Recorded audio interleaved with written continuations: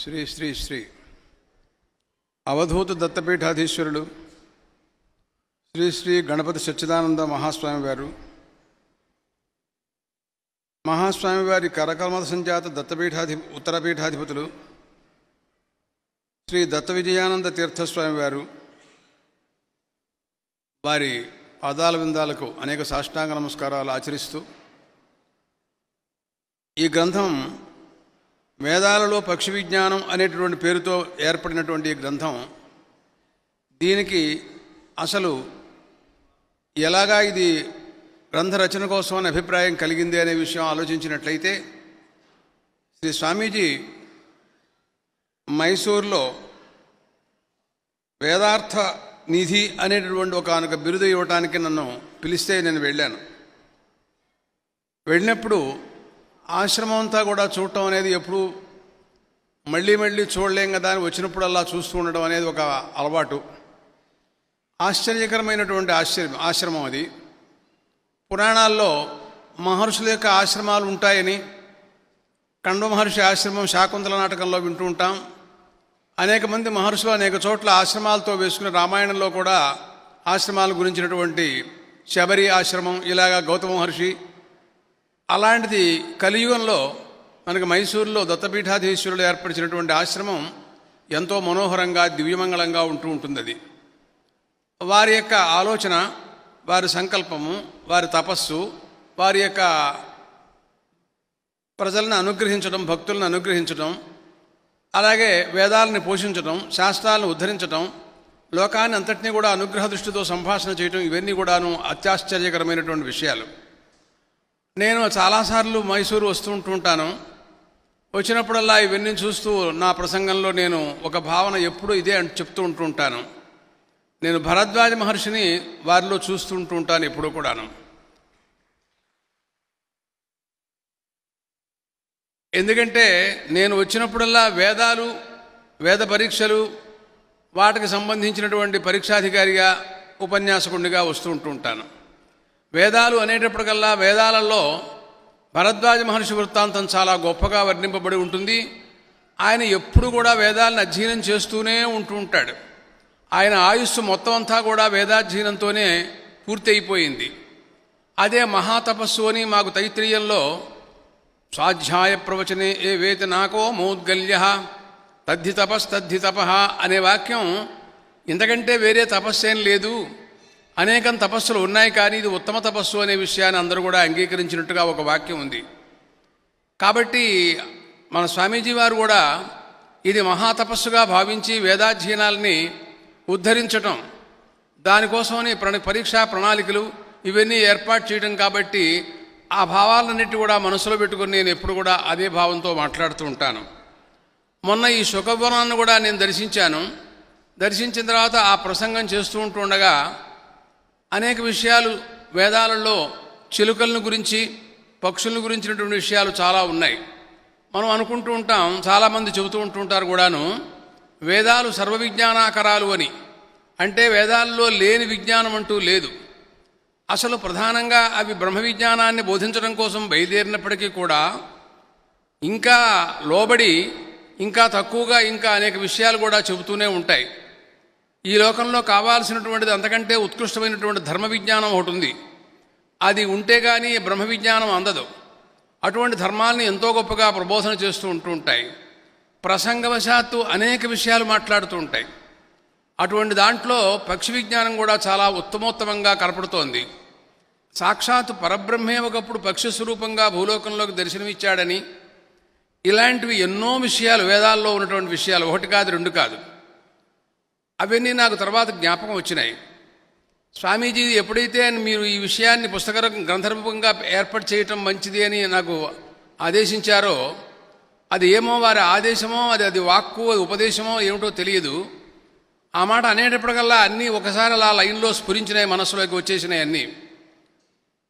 దాంతోపాటు పురాణాల్లో ఉండే విశేషాలు, కొంతమంది లోకంలో అనుకుంటూ ఉంటారు వేదాలు చాలా గొప్పవి, పురాణాల పట్ల కొంచెం అంత తక్కువ దృష్టితో చూస్తూ ఉండడం అనేది కొంతమంది దగ్గర ఉన్నట్టుగా నేను అప్పుడప్పుడు గ్రహిస్తూ ఉంటాను. కానీ అలాంటిదేం లేదు. కలియుగంలో ఈ విజ్ఞానం వేద విజ్ఞానం అంతా కూడా అధ్యయనం చేయడం సాధ్యం కాదని, ఈ కలియుగంలో పుట్టినటువంటి వ్యక్తులందరూ కూడా అల్పాయుష్కులై ఉంటారని, పూర్వకాలంలో అయితే కృతయుగంలో త్రేతాయుగాలలో వాళ్ళు వేల సంవత్సరాలు జీవించి వేదాలన్నిటి కూడా అధ్యయనం చేశారు అని ప్రతీతి. పతంజలి మహర్షి తన మహాభాష్యంలో మాట్లాడుతూ అన్నారు, ఏకశత మధ్వరీశాఖ సహస్రవర్త్మా సామవేద ఏకవింశిత బాహృత్యన్నవధో ఆథర్వణో వేద అన్నాడు ఆయన. వాకో వాక్యం ఇతిహాస పురాణం వైదికమిత్యేతావాన్ శబ్దస్య ప్రయోగ విషయ అన్నాడండి ఆయన. 101 శాఖలతో యజుర్వేదం ఉందని 1000 శాఖలతో సామవేదం ఉంది అన్నాడండి. అసలు ఆ సామవేదంలో ఉన్న 1000 శాఖలు ఇప్పుడు ఉన్నాయో లేవో తెలియదు, వాటి పేర్లు తెలియవు. అంత విజ్ఞానం అంతా కూడా ఆ రోజుల్లో వాళ్ళు అధ్యయనం చేసేవాళ్ళు. రాను రాను యుగధర్మ ప్రకారంగా వయస్సు తగ్గిపోతోంది కనుక, దాంతోపాటు మానవుల్లో ఉండే అధర్మం కూడా ప్రబలమవుతోంది కనుక, ధర్మానికి హ్రాసం ఏర్పడుతోంది కనుక బుద్ధిలో కూడా మార్పు ఏర్పడుతుంది. వీటన్నింటినీ అధ్యయనం చేయలేరని భగవంతుడు సాక్షాత్తు ఆయన త్రిమూర్తి స్వరూపుడైనటువంటి వేదవ్యాస మహర్షి ఆయన అవతరించి ఆ వేదాల్లో ఉన్న రహస్యాలన్నిటి కూడాను అష్టాదశ పురాణాలుగా రచించి మనకి ఇచ్చారు. అష్టాదశ పురాణాలు అంటే అది వేదాలే, కానీ వేదముల కంటే భిన్నమైన మాత్రం అనుకోవడానికి అవకాశాలేం లేవు. ఆయన అంతటితో కూడా సంతోషించగా సాక్షాత్తు 1,25,000 శ్లోకాలతో ఆయన మహాభారతాన్ని, భారత పంచమో వేద అని దానికి బిరుదు. 5వ వేదం యజుర్వేదం, ఋగ్వేదం, సామవేదం, అథర్వవేదం 4 వేదాలు చెబుతూ ఉంటాం మనం. కానీ మహాభారతాన్ని కూడా 5వ వేదంగా వర్ణించారు. అంత గొప్ప విషయాలన్నీ కూడా దాంట్లో ఆయన పెట్టాడండి. గొప్ప విషయాలంటే ఏం లేదు, వేదాల్లో ఉన్న విషయాలన్నీ కూడా దాంట్లో దింపేశాడు ఆయన. ఆయన ఇంకా అంతటితో కూడా సంతోషించగా ఆయన భాగవతాన్ని రచించారు. ఆశ్చర్యకరమైనటువంటి గ్రంథం అది. ఆయన అసంతృప్తితో ఉండి తన సరస్వతీ నదీ తీరంలో ఆశ్రమంలో ఉన్నప్పుడు నారద మహర్షి దర్శనమిచ్చి, ఏమిటి మహర్షి నువ్వు ఇలా ఉన్నావు, చింతాక్రాంతుడివే కనపడుతున్నావు అంటే, నువ్వు ఎంత చెప్పినా కూడా ఎన్నో పురాణాలు రాశావు, మహాభారతం రాశావు, కానీ ధర్మార్థకామ మోక్షాలని సమానంగా చూస్తూ అన్నిటినీ నువ్వు రాశావయ్యా. అన్నింటిలో కల్లా ఉత్తమోత్తమైనటువంటిది మోక్షం కదా. ఆ మోక్షశాస్త్రానికి ప్రాధాన్యం ఇచ్చి జ్ఞాన వైరాగ్యాలకి, భక్తి జ్ఞాన వైరాగ్యాలకి ప్రాధాన్యం ఇచ్చేటువంటి గ్రంథాన్ని నువ్వు రచించినట్లయితే నీకు మనశ్శాంతి లభిస్తుంది అని ఆయన ఉపదేశం చేసి వెళ్ళినట్టు, తర్వాత వారు ఆ భాగవతాన్ని రచించినట్టు, తన కుమారుడికి సుఖమహర్షి, ఆయనకి సరస్వతీ నదీ తీరంలో ఆశ్రమం ఉండేదిట. దేవీ పురాణంలో ఉంది కథ. ఆయన ఆశ్రమంలో తపస్సు చేసుకుంటూ ఉండగా ఆశ్రమంలో చిలకలు ఉంటాయి. చిలకలు పక్షులు వచ్చి గూళ్ళు పెట్టేట పెడుతూ ఉంటాయి. మనం చూస్తున్నాం కదా మైసూరులో కూడాను. పిచ్చుకలు గూళ్ళు పెట్టుకుని ఆహారం తెచ్చుకుని తన పిల్లలకి అలా పెట్టుకుంటూ ఉండగా ఎప్పుడో సమాధిలోంచి బయటకు వచ్చినప్పుడు ఓసారి మహర్షి అలా చూశారట. ఓహో, పుత్రప్రేమ అంటే ఇలా ఉంటుంది కావును అనిపించిందిట. అది చూసిన తర్వాత ఆయన కూడా పుత్రుడు ఉంటే బాగుంటుంది అని అనిపించిందిట. ఏమండి, మహర్షి సమాధిలో ఉంటారు ఎప్పుడు కూడా, ఆయనకి తెలియని విషయాలు లేదు, బ్రహ్మనిష్ఠుడు కదా, ఆయన కూడా పిచ్చుకలను చూచి ఇలాంటి భావం పడతాడా అని మనకు అనుమానం కలిగే అవకాశం ఉంది. చాలా పేలవంగా ఉంది ఈ భావం అని. కానీ అది కాదు. మహాత్ములకు కలిగేటువంటి కామం కానీ ఏదైనా కూడా లోకక్షేమం కోసం కలుగుతుంది. కానీ ఇదేదో మనలాంటి భావాలతో వారు కూడా ఉన్నారని చెప్పుకోవడం అవివేకం. అంటే తర్వాత లోకానికి ఒక దివ్యమైనటువంటి ఒక సుఖమహర్షిని ఆయన లోకానికి అందించడం కోసం కలిగినటువంటి సంకల్పం. ఆ తర్వాత ఆయనకు ఉండేటువంటి నియమ ప్రకారంగా ఆయన వివాహం చేసుకోవడానికి అవకాశం లేదు. అయినా కూడా సంతానం కలిగే ఉపాయం ఏమిటి అనే ఆలోచనలు తర్వాత సుఖమహర్షి కలిగినట్టుగా ఆ వృత్తాంతం 10 మందిలో చెప్పడం బాగుండదు, అలా ఉంచండి దాన్ని. మొత్తం ఆయనకు కుమారుడుగా సుఖమహర్షి సద్య వెంటనే, ఇదేదో తర్వాత ఏదో 1 సంవత్సరం తర్వాత సంతానం కలగటం, వాళ్ళు ఏదో ఆసుపత్రిలో పుట్టడం అలాంటివేం కాదు. ఆయన పుడుతూనే ఆయన విరక్తిలో బయటికి వెళ్ళిపోతున్నట్టుగా శ్లోకాలున్నాయి. యం ప్రవ్రజంతమునపేతమపేత కృత్యం ద్వైపాజనో విరహ కాతరా జుహావ పుత్రేతి తన్మయతయా తర్వోభినేదుస్తం సర్వభూత హృదయం మునిమానతోస్మి. ఆయన పుట్టిన తర్వాత వెంటనే పెద్దవాడైపోయినాడు. ఆ రకంగా అలా వెళ్ళిపోతున్నాడు ఆయన. అంటే విరక్తుడై పుట్టాడు, మహాజ్ఞాని పుట్టాడు, లోకక్షేమం కోసం పుట్టాడు. ఆయన ఉంటే కానీ ఈ భాగవతాన్ని ఉపదేశం చేసే అధికారం ఎవరికీ ఉండదు. ఆయన వలన ప్రధానంగా పరీక్షణ్ మహారాజు గారు విని ఆయన బ్రాహ్మణ శాపహతుడైనప్పటికీ కూడాను దాని నుండి విముక్తి చెంది మోక్షాన్ని పొందినట్టుగా సాక్షాత్తు ముక్తి శాస్త్రంగా భాగవతం చెబుతోంది. ఆయన ప్రవ్రజంతం అన్నారు. అంటే సన్యసించి వెళ్ళిపోతున్నాడు అని అర్థం ప్రవ్రజంతం అంటే. ప్రవ్రజిష్యన్ వా అరే అస్మాత్ స్థానాదస్మిన్ బృహదారణ్యకంలో గార్గ్య మైత్రేయ సంవాదంలో ఈ వాక్యం ఉంది. అంటే సన్యసించి పెడుతున్నాడు అన్నప్పుడే ఈ ప్రవ్రజన్ అనేటువంటి వాడతారు వాళ్ళు. సన్యసించడానికి ఆయన ఏముందని సన్యసిస్తాడో, అసలు ఏమైనా ఉంటే కదా సన్యసించడానికి. అంటే తన పితృత్వ సంబంధం కూడా ఆయనకి లేదనమాట ఆయనకు అర్థం. ఈయనేదో కుమారుడు కావాలి అని ఆలోచించాడు, కానీ ఆయన మాత్రం తండ్రి కావాలని ఆలోచనలో ఆయన లేడు. అందుకోసం వెళ్ళిపోతున్నాడు. ఎం ప్రవ్రజంతమునుపేతమపేత కృత్యం, ఆయనకేమీ కర్తవ్యాలు ఏం లేవు. నమే పార్థాశ్చ కర్తవ్యం త్రిశులోకేషు కించన నానవాప్తం అవాప్తవ్యం వర్తయేవచ కర్మణి అన్నాడు గీతాచార్యుడు భగవద్గీతలో మాట్లాడుతూ. కృష్ణ పరమాత్మ, అర్జున నాకేమీ కర్తవ్యాలు లేవయా, లేకపోయినా నేను చేస్తున్నట్టుగా కనపడుతున్నాను చూశావా అంటూ ఉంటాడు ఆయన. అలాగే అపేత కృత్యం ద్వైపాయన, ఆయనకి వయస్సు ఎంత ఉందంటే ఉపనయనం కూడా లేదు. ఉపనయనం అనేటటువంటిది దేహాధ్యాస కలిగి దేహమందు ఆత్మాభావం కలిగి అజ్ఞానావస్థలో ఉన్న వారికి ఉపనయనం, కానీ జ్ఞానులకు ఉపనయనం ఎందుకండి? దేవతలకి ఉపనయనాలు లేవు, వాళ్ళకి స్వయం ప్రతిభాత వేదులు. ఉపనయనం చేసుకున్న తర్వాత కానీ వేదాధ్యయనం చేయకూడదు నియమం ఉంది మనకి దేశంలో, మనకు ఉన్నటువంటి పరిస్థితి ప్రకారంగా. కానీ వాళ్ళకి ముందే వేదాలని కూడా స్ఫురించినప్పుడు ఇంకా వాళ్ళకి ఉపనయనంతో పనే ఉందండి. కాబట్టి అలాంటి జ్ఞానుడు కాబట్టి ఎం ప్రవ్రజంతమనుపేతమపేత కృత్యం ద్వైపాయనో విరహకాతర ఆజుహావ పుత్రేతి తన్మయతయా తరవోభినేదు. పుత్రాన్ని పిలిచాటండి ఆయన. పిలిస్తే సమస్త బ్రహ్మాండముల్లో అంతర్యామిగా ప్రవేశించినటువంటి సాక్షాత్ శ్రీమన్నారాయణమూర్తి స్వరూపుడుగా ఆయన సమాధానం ఇచ్చాడని, వృక్షాల్లోంచి ప్రతిధ్వని వచ్చిందని, అటువంటి వాడని ఆయన నమస్కారం చేస్తూ ఓ శ్లోకం చెబుతూ ఉంటాం. అటువంటి సుఖ మహర్షి వనం ఇక్కడ మనకి మన స్వామీజీ శుకుల వారిని పెట్టారు అక్కడ. ఆ రకంగా మనకి ఈ విజ్ఞానం చాలా గొప్పగా ఉంది, పురాణాల్లో ఉంది. దీన్ని చూసి మహాకవులందరూ కూడా రచించారండి. ఇంకా అనేక చోట్ల కూడా కనపడుతున్నాయి. నాకు మరీ బాల్యం నుండి చదువుకుంటూ ఎక్కువగా భావన చేస్తూ ఉంటుంటాను. నలమహారాజు ఆయన దమయంతి భార్యగా పొందవలసినటువంటి పరిస్థితి. అటువంటి స్థితిలో ఒక హంస ఆయన వినోదం కోసమని ఆయన బయటకు వెళ్ళాడు ఓ సరస్సు దగ్గరికి. బంగారు హంస, అది బంగారంగా ఉందండి. వేదాల్లో కూడా ఒక మహాగ్రిచీనం అని ఒక క్రతువు ఉంది. ఆ క్రతువు చేస్తే వాడు బంగారు హంస అయిపోయి ఆదిత్యమండలంలోకి వెడతాడు అని మనకు వేదాల్లో వర్ణన ఉంది. అంటే హంసలు బంగారు రూపంతో కూడా ఉంటూ ఉంటాయి.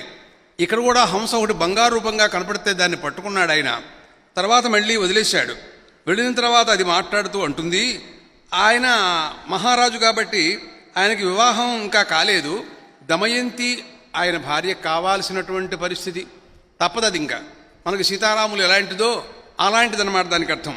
అప్పుడు అంటుంది, అధిగత్య జగత్యధీశ్వరాదథముక్తిం పురుషోత్తమా తతః వచసామపి గోచరో నజస్తమానందమవింద తద్విజ. ఆయన చేతిలోంచి దా బయటపడిందండి. అది ఎంత ఆనందపడిందో చెప్పడానికి లేదు. ఎందుకంటే తను పక్షి, ఆయన మహారాజు, ఓ దెబ్బ కొడితే చచ్చిపోతుంది. అలాంటి పరిస్థితి రాకుండా ఆయన అలా దయతో వదిలిపెట్టాడు అంటాడు అక్కడ శ్రీహర్షుడు అంటాడు మహాకవి. అధిగత్య జగత్యధీశ్వరాత్, ఈయన జగత్యధీశ్వరుడు. అథముక్తి పురుషోత్తమ తతః, పురుషోత్తముడు అంటే శ్రీ మహావిష్ణువు అండి. ఆయన జగత్యధీశ్వరుడే. లోకంలో మానవులందరూ ఆ పురుషోత్తముడైనటువంటి శ్రీ మహావిష్ణువు ఉన్నారే, ఆయన వలన అందరూ కూడా ముక్తిని పొందుతూ ఉంటారు. అలాగే నేను కూడా ఈయన వలన ముక్తిని పొందాను అని ఈ శ్రీహర్ష మహాకవి, ఈయన చాలా ఒక సిద్ధుడు అనమాట. ఆయన వాక్కు చాలు, అర్థం చెప్పక్కర్లేదు, నోటముట ఉచ్చరిస్తే చాలు పాపాలు పోతాయి. నలో రాజా నలమహారాజు గారిని ఉచ్చరిస్తే చాలండి, ఆయనే యుధిష్ఠిరుడు, నలమహారాజు, దమయంతి వీళ్ళందరినీ ఉచ్చరించినట్టయితే సర్వపాపాలు పోతాయని శాస్త్రాలు ఉన్నాయి మనకి. కాబట్టి ఆ రకంగా అది ఆనందపడిందిటండి. అక్కడ ద్విజపదాన్ని వాడాడు. ద్విజుడు అంటే బ్రాహ్మణుని అర్థం అవుతుంది, రెండోది ఏమిటంటే పక్షి అని అర్థం కూడా ఉందన్నమాట. తర్వాత మాట్లాడుతూ ఉంటుంది, దధతో బహుశీవ లక్ష్మతాం ధృతరుద్రాక్షమధువ్రతంకక స నలస్య జజూకరం పునఃసరసః కోకనదభ్రమాదివ. ఆయన చెయ్య ఇలా ఉందిటండి. ఆయన శివభక్తుడు. ఆయన చేతికి రుద్రాక్షలు ఉన్నాయి. ఆయన చెయ్యి ఎర్రగా ఉంటుంది.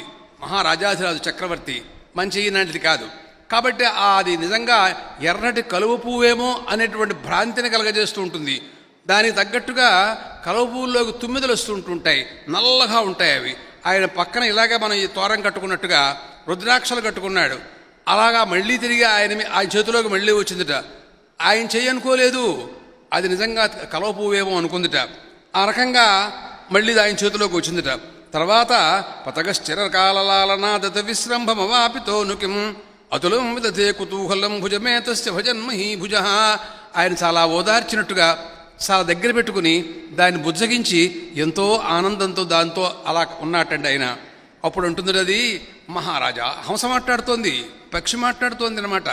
అవి ఆ మాటలు మాట్లాడుతూ అంటాడు, పతగే నమయా జగత్పతే రూపకృత్యైత వికం ప్రభూయతే ఇది వేద్వినతుత్యజంతి మాం తదపి ప్రత్యుపకర్తుమాత్తయ. మహారాజా, నేను పక్షిని, ఏదో నా జన్మ తక్కువది, రాజాధిరాజులు చక్రవర్తులు తమరు, మీకు నేను ఉపకారం చేస్తాను అని అందండి.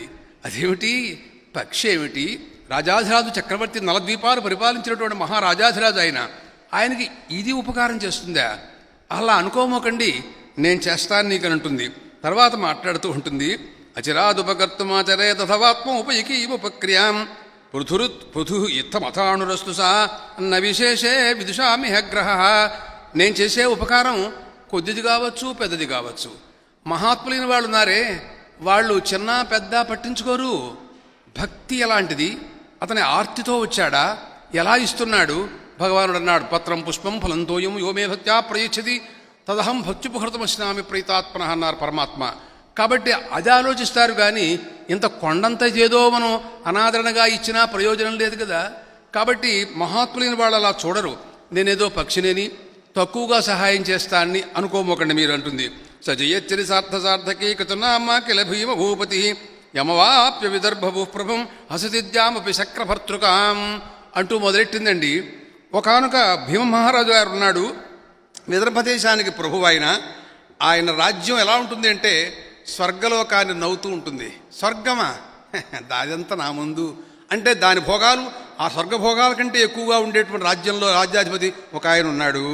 భువనత్రీ శుభ్రువామసో దమయంతి కవనీయతామదం ఉదయాజయతశ్రు స్త్రియా దమయంతి తతోభిధాందదే. ముల్లోకాలలో స్త్రీలందరినీ విచారిస్తే ఈమె తప్ప ఇంతకంటే ఉత్తమ రాణి ప్రపంచంలో కనపడదన్నమాట. అలాంటి ఒకనొక కుమార్తె ఆయనకు ఉందనిన్ని. తర్వాత ఆమెను గురించి వర్ణిస్తోంది. పక్షి చెబుతోంది, హంస మాట్లాడుతున్నాడు, హంస మాట్లాడుతున్న మాటలు మాట్లాడుతున్నాను. శ్రీహర్షుడు సామాన్యుడు కాదు, ఆయన మహాత్ముడైన అని అంటాడు. ఆమె యొక్క జుట్టుని వర్ణిస్తూ మాట్లాడతాడు. చుకురప్రకరాజయంతితే విదుషీమూర్ధ నిశాపి భర్తుయాన్ పశునాప్య పురస్కృతే తత్తులనామిచ్చదు చామరేణక. ప్రపంచంలో కవులందరూ ఈ వీళ్ళ జుట్టుని మన ఇది ఉంది, చమరీ మృగం ఉంది, ఆ చమరీ మృగం తోకతో పోల్చడం అనేది సంప్రదాయంగా ఉందండి. చమరీ మృగం తోక అంటే వింజామర మనం దేవుడి దగ్గర వీస్తుంటాం, మీరందరూ చూస్తుంటారు.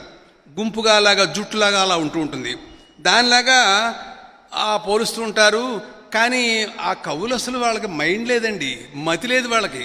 కారణం ఏమిటి అంటే చమరీ మృగం ఏం చేసిందంటే నన్ను తీసుకువెళ్ళి ఆ దమయంతి జుట్టుతో వర్ణిస్తారు, చాలా తప్పది.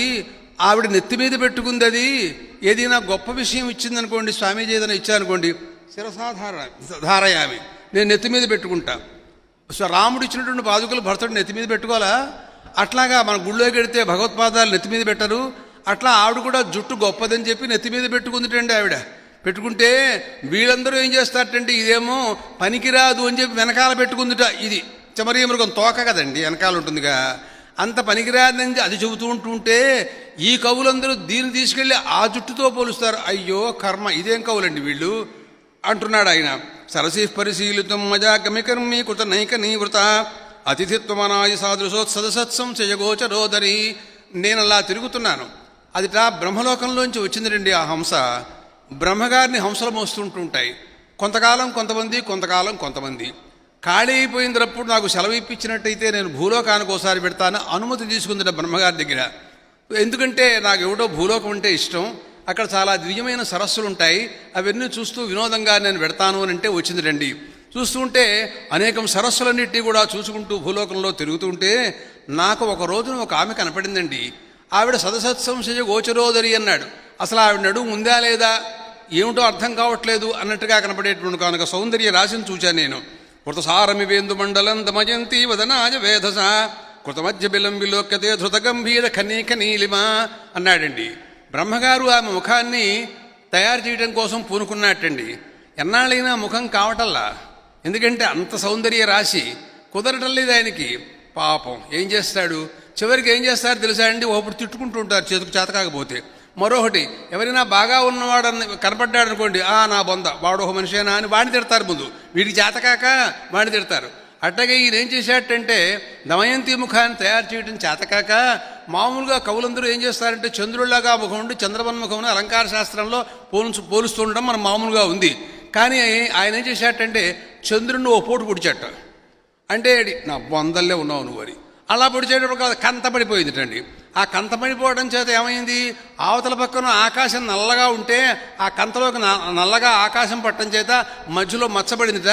అది పాడు చేశాడనుకోండి, ఈవిడ ముఖం బాగు చేసినట్టే. ఇదేనా చెప్పేది అన్నాడు శ్రీహర్షుడు. అంటే ఎంతో అందంగా ఉంది ఆవిడ ముఖం అని చెప్పడం కోసం నానా తిప్పలు పడుతున్నాడు ఆయన. అనురూపమమున్ నిరూపయన్నథ సర్వేశ్వ పూర్వపక్షతాం యువసు వ్యపనేతుమక్షమస్తయి సిద్ధాంత ధీయం వ్యనేశయం. ప్రపంచంలో అందరూ మీటింగ్ వేసుకున్నారట. వేసుకుని ప్రపంచంలో ఎవరు గొప్పవాళ్ళు, ఈమెకి ఎవరైనా తగినటువంటి వరుడు ఎవరు అని విచారణ చేసే మొత్తం అందరూ నలమహారాజు తప్ప మిగిలిన వాళ్ళందరూ పూర్వపక్షంలో ఉన్నట్టండి. అంటే వాళ్ళు పనికిరారు. ఒక్క నలమహారాజా నిన్నే సిద్ధాంతంలో పెట్టుకున్నారయ్యా అని చెప్పిందండి. తర్వాత అధభీమసుతావలోకనే సఫలం కర్తు మహస్తదేవస చితిమండల మండ నాజితం నగరం కుండిన మండ జోయౌ. అక్కడి నుంచి నేను ఈ రోజునే పెడుతున్నాను, నేను కుండిన పట్టణానికి పెడుతున్నాను, ఆమె తల్లిని చూస్తాను నేను అని ఈ రోజున బయలుదేరి అక్కడి నుంచి సరాసరి అక్కడికి వెళ్ళిపోయింది రండి. అక్కడికి వెళ్ళిన తర్వాత ఆ స్వర్గాపగా వెళ్ళిన ఆయనతో ఆవిడతో మాట్లాడుతోంది. దమయంతి కనపడింది. హంసని చాలా ఆనందంగా చూచింది. అక్కడ ఆశ్చర్యంగా చెబుతాడు శ్రీహర్షుడు ఇంకా అనేక రకాలుగా. ఆమె బంగారంగా ఉంటుంది, నువ్వు ఇలా బంగారంగా ఉన్నావేమిటి, నువ్వు ఎక్కడి నుంచి వచ్చావు అసలు ఏమిటి అని అన్ని అడిగిందండి. అంటే అంటుంది, స్వర్గాపగా హేమమృణాళి నాళామృణాళగ్రభుజోభజామ అన్నాను రూపం తను రూపరుద్ధిం కార్యన్ని దానాధిగుణానధీతే. నేను బంగారం తింటుంటా. పూర్వకాలంలో మహారాజులు బంగారం బిళ్ళలు అన్నం మీద వేసుకుని తినేవాళ్ళని చెప్పుకుంటారు. ఈ రోజులో అన్నమే అరగట్లేదు, బంగారం మీద రూపు మనకు అసలు, కానీ చెప్పుకునేవాళ్ళు. కానీ బ్రహ్మలోకంలో ఆ సరస్సుల్లో బంగారు తామర పూలు ఉంటాయట. హంసలు తామర తూళ్ళు తింటాయని కవులు చెప్తుంటుంటారు. ఇవి బంగారు పూలు కాబట్టి బంగారు తామర తూళ్ళు తింటున్నాం కాబట్టి నేను కూడా బంగారంగా ఉన్నాను. బంగారం తిన్నవాళ్ళు బంగారంగా ఉండరు. ఆహారాన్ని పెట్టే ఆ సౌందర్యం మనిషికి మానవుడికి విలువైనటువంటి ఆహారం తిన్నవాళ్ళ శరీరం చాలా అందంగా ఉంటుంది. కాబట్టి అన్నాను రూపం తను రూపరుద్ధిం కార్యం నిదానాధిగుణానధీతే. కారణాన్ని బట్టి కార్యం కూడా ఉంటూ ఉంటుంది. తర్కశాస్త్రంలో ఇదే చెబుతూ ఉంటారు అని అందండి. తర్వాత మాట్లాడుతోంది, ధాతుర్నిర్దేశాధిక నైషధీయం లీలాసరస్సేవితుమాగతేషు హైమేషు హంసేష్వహమేక ఏవ భ్రమామి భూలోక వినోదనోత్క. దమయంతి, నేను బ్రహ్మగారి వాహనాల్లో ఒకదాన్ని, చాలామంది ఉన్నాం మేము. ఆయన అనుమతితో భూలోకంలో నేను సరస్సులన్నీ చూడటం కోసం వచ్చాను. నలమహారాజు గారిని దర్శించాను. ఆయన ఎవరో ఎలాంటి వాడో నీకు తెలుసా అసలు, ఒక్క మాట చెబుతాను వింటావమ్మా అని అంది. ఆవిడతో చెబుతోంది, ఇష్టేన పూర్తేన నల్లస్య వశ్చా స్వర్భోగమత్రాపి సృజంచమర్చా మహీరుహో దోహద శేఖ శక్తే రాకాలికం కొరకముద్గిరంతి. ఆయన మహానుభావుడండి. ఆయన ఐశ్వర్యవంతుడు, నవద్వీపాలు పరిపాలించిన వాడు. తన ఆస్తిని తన ధనాన్ని ఎప్పుడూ భగవత్పరం చేస్తుంటుంటాడు. ఆయన ఇష్టకర్మలు పూర్తకర్మలు. ఇష్టకర్మలంటే మరి అనేక యజ్ఞాగాది కర్మానుష్ఠానాలు, వాటల్లో దక్షిణలు ఇచ్చి దేవతలకి ఆవిర్భాగాలు ఇచ్చి బ్రాహ్మణులకు దక్షిణలు ఇచ్చి తన ఎంతో గొప్పగా ఇస్తుంటాటండి. అలాగే పూర్తకర్మలు వాపీతో కోప తటాకాదులు తవ్వించటం ఇలాంటివన్నీ. దానివలన స్వర్గలోకంలో ఉన్న దేవతలందరూ కూడా ఆయనకి స్వాధీనమైపోయినారండి. రోజు భూలోకంలోనే వాళ్ళు ఉండేది. వాళ్ళు ఊరికే అడ్రస్ ఏమిటంటే మరి స్వర్గలోకం చెబుతారు తప్ప ఎప్పుడు ఈయన ఇంద్రాయ స్వాహ, ఇంద్రాగచ్చ, హరివాగచ్చ, మేధాదితేర్మేచ ఎప్పుడు ఇక్కడే పిలుస్తూ ఉంటాడు. కాబట్టి ఆ రకంగా వాళ్ళని ఆరాధించి వాళ్ళు అందరూ స్వాధీనమైపోయి, మహారాజా నీకేం కావాలో చెప్పమన్నట్టు వాళ్ళు. ఏముందండి అంటే స్వర్గలోకంలో ఉండే భోగాలన్నీ నేను ఇక్కడే నీకు ఏర్పాటు చేస్తాను అన్నట్టండి వాళ్ళు. అంటే ఈ స్వర్గలోకంలోకి వెళ్ళడం దండగా, మీకు అన్నీ భూలోకంలోనే రెడీ, ఎక్కడ కావాలంటే ఎక్కడ రెడీగా ఉంటాయన్నమాట. దానికి అర్థం ఏమండి అలా ఉంటుందా ప్రపంచంలో? ఏ లోకంలో భోగాలు ఆ లోకంలో ఉంటాయి, కానీ ఒకలోక భోగాలు ఒకలోక భోగంలోకి మారడం ఏంటండి, ఇది ఎక్కడన్నా కుదురుతుందా అనే ఆలోచన. అంటే దానికి ఒక శాస్త్రం చెప్పాడు ఆయన, వృక్ష శాస్త్రాన్ని చెప్పాడు. దాంట్లో మహీరుహో దోహద శేఖశక్తే ఆకాలికం కోరకముద్గిరంతి. చెట్లకి దోహదం వేస్తారు, అంటే దానికి ఎరువులు వేయటం అన్నమాట దానికి అర్థం. దానివలన కాలం కాని కాలంలో కూడా ఆ చెట్లు పుష్పించడం ఫలించడం అనేటటువంటిది ఉంటుంది. ఇప్పుడు చూస్తూనే ఉంటారు మీరు, సహజంగా వసంత ఋతువులో కానీ మల్లెపూలు రావు, అప్పుడు కానీ మామిడికాయలు రావు. కానీ ఈ రోజుల్లో మనకి గ్రీష్మ ఋతువు లేదు, వర్ష ఋతువు లేదు, ఎప్పుడు పడితే అప్పుడు వచ్చేస్తున్నాయి. అంటే వాళ్ళు వేసేటువంటి దోహదాలు అలాంటివి అన్నమాట దానికి అర్థం. అలా ఉంటుంది. కాబట్టి భూలోకంలో ఉండి నేను స్వర్గలోక భోగాల్ని కూడా అనుభవించడానికి ఏర్పాటు చేసుకున్నాను అనే ఆయన చెప్పాట. అలాంటి భోగాలు అనుభవించచ్చమ్మా ఆయన కనుక వివాహం చేసుకున్నట్టయితే అని అంటూ దమయంతితో మాట్లాడుతోందనమాట. స్వర్లోకమస్మాభిరత ప్రయాతై సాపీశ్వరే శృణ్వతి తద్గుణోగాన్ ప్రహస్య చేతో హరతోర్ధశంభు అభూతపర్ణాంగుళి రుద్ధకర్ణ కదానకొండు ఎనకైతవేనా. ఆయన నలగుణాలంటే సాక్షాత్తు మహావిష్ణువు అండి ఆయన. అటువంటి ఆయన గుణాలను వర్ణిస్తే మా వాక్కు శుద్ధమవుతుంది, దానివల్ల పవిత్రులవుతాం. అలాంటి మహానుభావుడున్నాడే, అందరూ ప్రపంచమంతా వింటున్నారట. పార్వతీదేవి కూడా వింటాం మొదలెట్టండి. కైలాసంలో పార్వతీదేవి, అమ్మో శంకరుడు పార్వతీదేవి వింటుంటే ఆవిడ ఏం చేస్తోందంటే సాపీశ్వరే శృణ్వతి తద్గుణోఖాన్ ప్రహస్య చేతో హరదోర్ధశంభు. ఆయన కూడా వింటున్నట్టండి. వింటుండేటప్పటికల్లా ఆవిడకు అనుమానం తగిలింది, ఇంకా ఈయన మీద భావం పరిపూర్ణంగా వస్తుందేమో అనుకుని ఆవిడ తన చెవు ఇలా కూడా ఇలా ఇలా అలా అలా అనుకుందిట. అంటే ఒక చెవు ఆవిడది, ఒక చెవు అయింది దీంట్లో. కాబట్టి రెండు చెవులతో వింటున్నప్పుడు ఆవిడ కూడా విన్నట్టు అయిపోతుంది. ఆవిడ కూడా వింటే మహాపురుష గుణాలని పరపురుష గుణాలు వింటే ఆమె మనస్సు చెలిస్తుందేమో, కనుక వినకూడదు. అంటే వినకుండా ఉంటే పాపం వస్తుందేమో, చెవులు మూసుకుంటే అదో మహాపాపం వస్తుందేమో, ఏం చేయాలో తోచట్లేదు. లేనిపోయిన టేప్ రికార్డు పెట్టాడు ఈ శంకరుడు. ఆ నలమహారాజు గారి గుణాల గురించి పెట్టాడు ఈయన. కాబట్టి ఆవిడ నానాయాతలను పడి చెవు గోక్కున్నట్టుగా అటు ఇటుగా మూసుకోక నానా తిప్పలు పడుతోందిటండి ఆవిడ అన్నాడండి ఈయన. అంటాడు ధిక్తం విదే పాణిమ జాతలజ్జం నిర్మాతి యః పర్వణి పూర్ణమిందుం మన్యేస విజ్ఞ స్మృత తన్ముఖ శ్రీ కృతార్థమోజ్జద్ధరమూర్ధియస్తం. దమయంతి నలమహారాజు గారి ముఖం చేయడం కోసం బ్రహ్మదేవుడు చాలా ప్రయత్నాలు చేశాటండి. అందరూ చెప్పారట చంద్రుణ్ణి, లోకంలో చంద్రుని తయారు చేయాలిగా, చంద్రమామన సోజాత అన్నది మాకు పురుష సూక్తాల్లో. కానీ బ్రహ్మగారి అందరినీ సృష్టిస్తాడు కదండి. కాబట్టి అందరూ చెప్పారట, ఏమయ్యా నువ్వు ఎవరిని తయారు చేసినా చంద్రుని తను తయారు చేయాలని పెట్టుకోమోక, నీకు అనవసర పని దండగా అన్నట్టండి.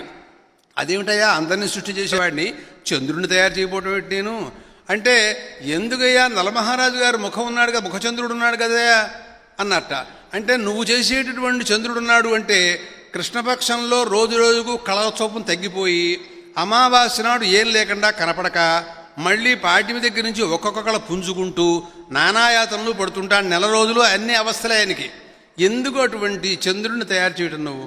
అయినా వినిపించుకోకుండా మొదలెట్టేటండి.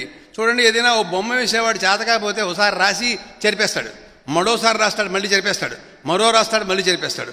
అట్లాగే ఆయన కూడా అట్లాగే ఆయన చేయటం చెరిపేయటం కుదరటల్లా చివరికి విసుగు పుట్టి కొంత చేసేట వంకరగా దాన్ని గిరాటు కొట్టేటండి. విసుగు పుట్టి కొడితే అది ఏమైందంటే సరాసరి కైలాసం వెళ్ళి శంకరుని నెత్తి మీద పడిందండి. అయ్యో పాపం, ఆయన ఇదేంట్రా అక్కర్లేని వస్తువు నా మొహానేసి కొడుతున్నాడు ఈయన అని కోపగించాలా అక్కర్లేదా? కానీ ఏమనలేదుటండి పాపం. ఆయన అప్పటి నుంచి నెత్తి మీదే పెట్టుకున్నట్ట, అప్పటి నుంచి అట్టగే ఉంటున్నట్ట. చివరికి ఈయన చేతగా లేదు, మన నలమహారాజు గారి ముఖచంద్రుడే ప్రపంచంలో ప్రకాశిస్తున్నాడు పొమ్మన్నాడు అంతే.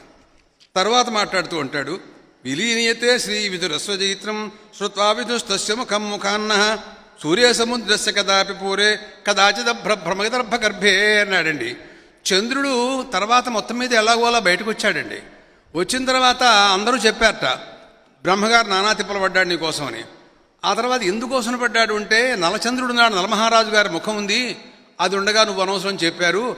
ఆయన గుణాలు, ఆయన యొక్క చంద్రశోభ, ఆయన ముఖ వైఖరి, ఆ ముఖంలో ఉండే సౌందర్యం అదంతా కూడా తెలుసుకున్నట్ట చంద్రుడు. తెలుసుకుని సిగ్గుపడుతున్నట్టు రోజును. సిగ్గుపడేవాడు ఏం చేస్తాడంటే దాక్కుంటాడు. కనపడ్డెవరికి? నా ముఖం, నా బొంద అసహ్యంగా ఉంది నా ముఖం, నేను ఎవరికీ కనపడినాం. నిలీయతే హ్రీవిధురస్వజయిత్రం శ్రుత్వావిధుస్తస్య ముఖం ముఖాన్న సూర్యే. అమావాస్య నాడు సూర్యుల్లో దూరిపోయి నేను ఎవరికి కనపడను అని చెప్పి దాక్కుంటాడట. జ్యోతిశాస్త్రరీత్యా అమావాస్య నాడు చంద్రుడు సూర్యుల్లో ఉంటాడు అని జ్యోతిశాస్త్రజ్ఞులు చెబుతాడు. దానికి వచ్చిన మాటలు చెబుతున్నాడు ఈయన. సూర్య సముద్రస్య కదాపి పూరే కదాచిద భ్రమదర్భ గర్భే. ఒకప్పుడు ఏం చేస్తాడంటే ఆ మేఘమండలంలో దాక్కుంటూ ఉంటాడటండి. ఎప్పుడైనా కనపడకూడదు అనుకున్న వాళ్ళు ఏం చేస్తారు, సగం గుడ్డ అడ్డం పెట్టుకుంటారు, మళ్ళీ ఒకసారి ఇలా చూస్తుంటారు, మళ్ళీ ఇలా ముఖం అడ్డం పెట్టుకుంటారు, ఇలా చూస్తుంటారు. అందుకోసం ఆయన కూడా ఏం చేశాడంటే ఆ మేఘాల్లో కాసేపు దూరతాడు, మళ్ళీ బయటకు వస్తుంటాడు, మళ్ళీ దూరతాడు, మళ్ళీ బయటకు వస్తుంటాడు. తర్వాత ఒకప్పుడు నాకు అసలు విరక్తి పుట్టిందనుకోండి, నా జన్మ అనవసరం అని అమాంతంగా సముద్రంలో దూకేటండి ఆయన, నేను అంత అందవిహీనంగా ఉన్నానని అన్నాడు. తర్వాత మాట్లాడుతూ చెబుతోంది ఆవిడ, ఇది త్రిలోకి గణనాపరాశాత్ తస్యా సమాప్తిర్ యదువాయుష స్యాత్ పారే పరార్థం గణితం యది స్యాత్ గణేయ నిశ్శేషు గుణోపి సస్యాత్ అంటూ ఆవిడ చెప్పింది దమయంతి. ఇంకో ఒక్క మాట చెబుతాను, విని ఎందుకు వచ్చిన మాట 10 మాటలు నేను మాట్లాడను. ఇది త్రిలోకి గణనాపరాశాత్, నలమహారాజు గారి యొక్క గుణాలని లెక్క పెట్టాలని ముల్లోకాలు సంకల్పించి ఉన్నట్టయితే, ఇదంతా అయితే గీతే సంగతి, కుదరచ్చు కుదరకపోవచ్చు అని మాట దానికి అర్థం. ఇది త్రిలోకి గణనాపరాశాత్ హంస మాట్లాడుతుంది. అంతే ముల్లోకాలు ఈ నలమహారాజు గారు గుణాలను వర్ణించాలి అని సంకల్పించుకున్నట్లయితే తస్యా సమాప్తిర్ యదువాయుష స్యాత్, ఆ గుణాలని లెక్కించటం పూర్తయ్యేదాకా వాళ్ళందరూ బతికి ఉంటే పారే పరార్థం గణితం యది స్యాత్, మనం 1, 2, 3, 4, 10 అయిన తర్వాత మళ్ళీ ఒకటి పక్కన ఇంకోటి పెడుతుంటాం. లెక్కలు ఇంతే, మన దగ్గర ఎక్కువ లేవు. కానీ అట్టా కాకుండా మరి పరార్థం ద్వితీయ పరార్థే శ్వేతవరాహ కల్పే అంటాం. పరార్థం అయిపోయింది, అది ఏం లేక మేము సంకల్పంతో ఏం చేస్తామంటే ద్వితీయ పరార్థే శ్వేతవరాహ కల్పే అంటుంటాం మేము. కాబట్టి పరార్థం తర్వాత కూడా లెక్కలు ఉన్నట్టయితే గణేయ నిశ్శేష గుణోపి సస్యాత్, అప్పటికి ఆయన గుణాలు పూర్తి అవ్వచ్చు కాకపోవచ్చు అందండి ఆవిడ. శ్రీహర్షుడు ఆయన యొక్క కవితా ధోరణి శ్లేషలు, ఎన్ని శ్లోకాలు చూస్తే 2 అర్థాలతో తక్కువ ఉండవు, అనేక అలంకారాలతో. ఇదంతా హంస మాట్లాడుతున్న మాటలు. ఇలాంటివి ఎన్నో విశేషాలు దీంట్లో ఉన్నాయి. స్వామీజీ అనుగ్రహించారు కాబట్టి ఈ మాటలన్నీ నేను మాట్లాడుతున్నాను. ఇది దాంతో ఇంకా వేదాల్లో, పురాణాల్లో, ఇతిహాసాల్లో, కవుల్లో, కావ్యాలలో ఇలాంటివి ఎన్ని ఉన్నాయో దీంట్లో. మరి మీరందరూ దీన్నింటినీ కూడాను రోజు ధారణ చేసి మననం చేసి మరి ఇవన్నీ శ్లోకాలను కూడా బట్టి పెడతారని నేను అనుకుంటున్నాను.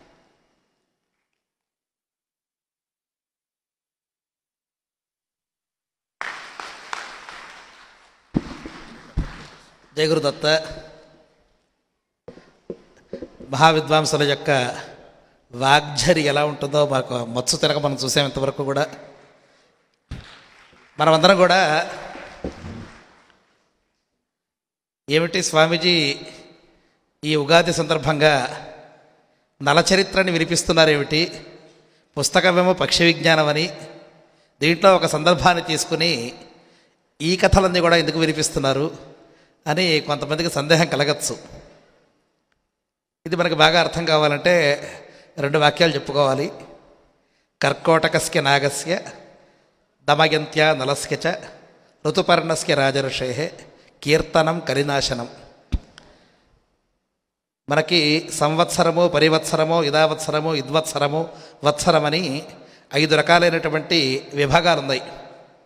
ఇటువంటివి 12 కలిస్తే 12 5లు 60 సంవత్సరాలు అన్నమాట. ప్రతి 5 సంవత్సరాల తర్వాత ఒక కొత్త కోణాలు అవుతూ ఉంటాయి. ఇప్పుడు దుర్ముఖి చివరి సంవత్సరం అన్నమాట. దీంట్లో మన స్వామీజీ మాట్లాడుతున్నారు, దుర్ముఖి పేరు చెప్పడం కూడా కాస్త మనకి కష్టంగానే ఉంటుంది. హేవిలంబి కానీ హేమలంబి కానీ వినడానికి కూడా బాగున్నాయి. వాటిలో మనకి కొంత బెటర్మెంట్ మరింత బాగుంటుంది అని చెప్తారు. ప్రస్తుతం కలియుగం నడుస్తోంది. కలి ప్రభావం వల్ల అందరం కూడా ఎంతో కొంత అవస్థలు పడుతూనే ఉంటాము. మంచి ఆలోచన గల వారికి చెడు ఆలోచనలు జరుగుతూ ఉంటాయి. చెడు ఆలోచన గల వారికి మరింత చెడు ఆలోచనలు కూడా కలిగే ప్రమాదం ఉంది. ఇటువంటి కలి ప్రభావం కొంతైనా తగ్గాలి అన్నట్టయితే ఇందాక మనం అనుకున్నటువంటి నలుడు, దమయంతి, ఋతుపర్ణ రాజర్షి, కర్కోటక నాగు, ఈ నలుగురి యొక్క స్మరణ చేసినట్లయితే కలి ప్రభావం తగ్గుతుంది అని మనకి పురాణం శాసిస్తోందన్నమాట. కాబట్టి స్వామీజీ మనకి విష్ణుభట్ల సలక్షణ ఘనపాఠి గారి ద్వారా ఆ నల దమయంతి స్మరణ చేయించారు. ఇందాక వారు చాలా చక్కటి విషయాన్ని చెప్పారు. నలుడు అంటే సాక్షాత్తుగా మహావిష్ణువని, దమయంతి అనే పదానికి కూడా యోగశాస్త్రార్థంలో మన యొక్క మనస్సుని దమయంతి అంటే అణిచివేసేది అని అర్థం అన్నమాట. మనలోని దురాలోచనలు అణిచివేసేటటువంటి శక్తినే దమయంతి అని పిలుస్తారని, అలాగే ఆ ఇరువురికి కూడా సంధానం చేసినటువంటిది హిరణ్మయమైనటువంటి హంస, అదే పరమహంస, అదే పరమార్థతత్వం అన్నమాట. కాబట్టి నలదమయంతి చరిత్ర అంటే పిల్లలకి మామూలుగా సుఖబోధార్థం ఒక రాజు రాణి యొక్క చరిత్రలా కనిపించినప్పటికీ కూడా దీంట్లో వేదాంత పరమార్థాలు దాగి ఉంటాయని మహావిద్వాంసులందరూ కూడా చెప్తూ ఉంటారు. అంతే అర్థం కావడానికే ఒక చక్కటి వాక్యం ఉపోద్ఘాతంలో వారు కూడా చెప్పారు. కథన్నసా మద్గిరం ఆవిలామపి స్వసేవినీమేవ పవిత్రయుష్యతి. ప్రపంచాన్ని అంతటినీ కూడా పవిత్రం చేయగలిగిన శక్తి ఉండేటటువంటి ఒక అద్భుతమైన కథకి వాటినే స్తోత్రం చేసేటటువంటి నా వాక్కుని పవిత్రం చేసే శక్తి ఉండదా? ఖచ్చితంగా ఉంటుంది అని చెప్తూ, ఎవరైతే గురుకీర్తన చేస్తూ ఉంటామో, ఎవరైతే పరమాత్మ యొక్క కీర్తన చేస్తూ ఉంటామో వారి యొక్క వాక్కులు ఎప్పుడు కూడా పవిత్రంగా ఉంటాయి అనేటటువంటి అద్భుతమైన విషయాన్ని మనకు శ్రీహర్ష మహాకవి బోధించాడు. అటువంటి అనేక రసస్ఫోరకమైనటువంటి విషయాలన్నింటినీ కూడా వేదాలలో పక్షి విజ్ఞానము అనేటటువంటి పేరుతో ఇది నెపం. ఈ నెపంతో స్వామీజీ మనకు ఇటువంటి మహావిద్వాంసుల ద్వారా అనేక గొప్ప విషయాల్ని మనకు అందజేశారన్నమాట. అటువంటి ఆ విషయాలన్నింటినీ కూడా మనం నిత్యం పారాయణ చేసుకోవచ్చు. ఇందాక వారు అన్నట్టుగా కొన్ని చాలా మంచి మంచి విషయాలను కూడా వారు అక్కడ ఉట్టంకించారు. వాటిని మనం కంఠస్థం చేయడం కూడా మనకి అప్పుడప్పుడు ఉపయోగపడుతుంది. ఎప్పుడు ఉపయోగపడుతుందో తెలియదు, కానీ ఖచ్చితంగా ఉపయోగపడుతుందని మరోసారి సవినయంగా మనవి చేస్తూ, ఇటువంటి గ్రంథాన్ని మనకు అందించినటువంటి వేదార్థ నిధికి అలాగే మన యొక్క సద్గురుదేవులకు సభాపక్షాన సాష్టాంగ ప్రణామాలు సమర్పిస్తున్నాం. జై గురుదత్త.